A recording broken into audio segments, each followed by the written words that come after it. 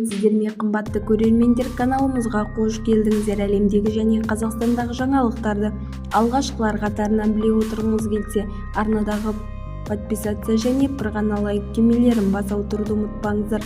Ал ендеше бастадым. Қазақстан азаматы Ресей үшін соғысуға кетті. Ресейлік «Аргументы и факты» басылымында Қазақстанның Санақшы есімді азаматының соғысқа қалай қосылғаны жөнінде сұхбат шықты. Басылымның жазуынша, Украинада соғыс басталғанға дейін Санақшы Алматыдағы тұрып 2022 жылы қаңтар оқиғаларының куәсі болған. Соғыс басталғаннан бірнеше ай өткен соң әйелі оған Вагнер жеке әскери компаниясына кіру мүмкіндігі барын айтқан. Ол күйеуінің мінезі ұрысқа қатысуға жарамды деп санаса керек. Санақшы шешім қабылдап, бір айдан кейін Краснодар өлкесіндегі Малкино полигонына жеткен. Бізді тамашалауда жалғастырыңыздар. Сау саламатта болыңыздар.